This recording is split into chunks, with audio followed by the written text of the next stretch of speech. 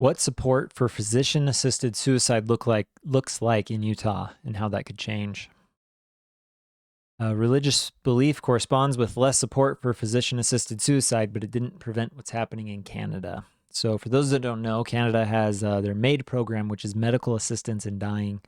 It started out being like, there's people in pain, it's incurable, there's no way to save them. Let's go ahead and let them die peacefully, in a peaceful manner. And believe me, I understand that desire. I understand the call, but especially in Canada, this has become something even more. And even though I understand it, I strongly disagree. We'll get into the numbers. I am going to read a little bit of this, and then we'll kind of get into the numbers from the poll. People of faith have historically had lower levels of support of physician-assisted suicide, even as support has been rising across the nation. So it's no surprise that Utah, one of the most religious states, does not allow physician-assisted suicide. So currently we don't. But I got some bad news as to a majority here in Utah. A new poll from the Deseret News and Hinckley Institute of Politics at the University of Utah shows that a slight majority of Utahns say physicians should definitely or probably be allowed to end a person's life if they have an incurable disease. These findings align with other polls nationally that show an increase of support over time. Meanwhile, Latter-day Saints are more likely than other Christians generally to oppose physician-assisted suicide, which the Church of Jesus Christ of Latter-day Saints calls a violation of the commandment of God. And they have not changed. This is very strict and stringent for the church.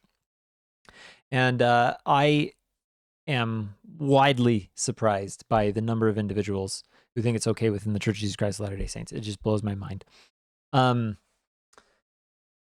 So the poll fielded January 7th through the 12th by Morning Consult asked registered voters in Utah, when a person has a disease that cannot be cured, do you think doctors should be allowed by law to end the participant's life? Nearly 6 out of 10 Utahns said physicians definitely, 25%, or probably 33%. So 1 in 4 are like, definitely, yes, that should be allowed. A third are saying, yeah, probably, like there's a time for this. And I'm sorry, there's not. So here's the poll. We got 25%, yes, definitely. 33%, yes, probably. No, probably not. And no, definitely not. These numbers are half of the yeses.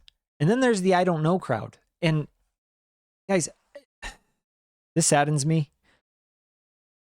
I genuinely don't know how Utah got here. I don't. Like, the problem is that we have lost so much of community, of having society. People want to put their parents in homes. People want nothing to do with their kids. I'm gonna send my kid off to school, and I'm gonna get a job, and I don't want to be around them. Like, I'd rather work. I hear mothers and fathers say that, and then they go home and here, watch the tablet. I don't want to deal with you. Like, we are slowly killing ourselves as a nation, as a state, as a people. And this number just completely surprises me. There was also a notable difference between Republicans and Democrats, of course. 74% of Democrats, 3/4 of them, said physician-assisted suicide should definitely or probably be allowed, compared to 46% of Republicans. So thank you, Republicans, for being under the majority. Still, it just blows my mind. It looks like independents are also on the side of like physician-assisted suicide is okay. So Canada is a cautionary tale. I want to read this part because I agree with kind of what they're implying in this article. So what's it all mean, and what are the risks associated with this trend? Canada may provide some insight. Although Canada's laws regarding medical assistance in dying say they are intended for people with grievous and irreparable medical conditions, certain cases that have come to the public's attention have sparked outrage in the United States. Last month, radio host Glenn Beck offered to pay for the surgery of a Canadian woman who had been approved for medical assistance in dying and yet had been unable to get surgery to relieve a chronically painful condition because of the waiting list. So the law is supposed to be, if it's incurable and there's no way that you can we're not going to be able to get over this and you're just going to be in pain the rest of your life, would you like to rather end it now? And I understand why people might want to say yes to that. It saddens me, and I think it's again because of a lack of community. I think this is the core of the issue is the love of man is wax cold. There's no more love. It's gone. Brotherly kindness is out the window. People just don't care as much as we used to. There's no community. There's no society. The only place you really find community at this point is either for some individuals, when you go to work, they become your friends, or online on forums. People you've never met sometimes. And, you might share some beliefs with these people. And so it's like, hey, I create a community. And I'm not saying anything's wrong with that, but like you should be forming a community now with the people you already live by. How many of you actually know your neighbors? How many of you have talked to them? This just baffles me. I am so saddened. Like, it's hard for me to even know what to say here. Good for Glenn Beck offering to pay for the surgery. Like, I'll pay for it. Don't die. I'll get you the surgery. Let's do this.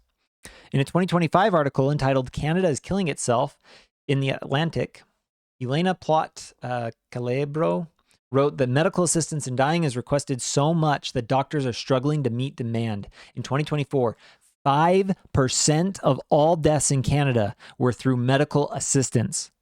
This figure is even higher in Quebec. How is it okay that we're okay with even a 5% of our population that just wants to die? That's not acceptable. And we shouldn't be praising the ability to let them die. We should be reaching out to these people. We should be loving these people and letting them know that life is worth living.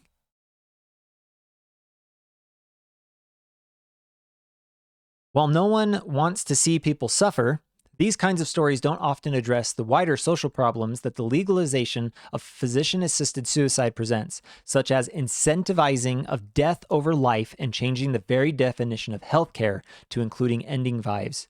Not healthcare, death care. They also don't represent everyone dying through medical assistance, he said, noting the case of the 26-year-old man who died in December after being approved based on diabetes, partial blindness, and peripheral neuropathy. It's like Pandora's box. When you open it, you think, oh, we can just limit it to these particular circumstances. And what you find is, once you say it's acceptable to kill a patient, then there's no logical place where that stops. And I agree. At some point, you could go in and it's just, well, would you rather die or lose your leg? Oh, I'd rather die. Some people do feel that way, and that's sad. Gen X apparently stands out.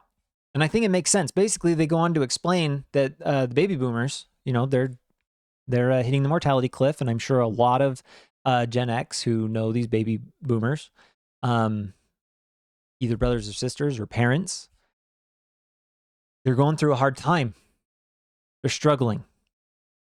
And one of the problems that we have created for ourselves is with all this medical prowess that we have to save lives, to make life last longer, has also led to a lot of suffering for older individuals because, well, you used to just die. And now it's like, hey, take this pill. This will help. And here's some better exercise. And let's eat better. And there's all these things we can do to stay alive longer. And that is good. I'm not saying that's bad. But one of the negative outcomes is it means there's going to be a lot of people that are reaching this old age that just don't have much to live for anymore.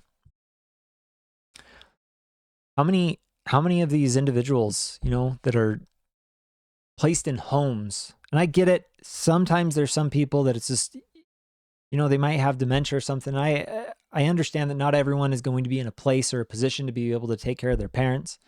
But we as a society need to do better. Sacrifices can be made to take care of our parents, to take care of our aunts and our uncles, to take care of our communities. Like, we should be stepping up to this, especially members of the church.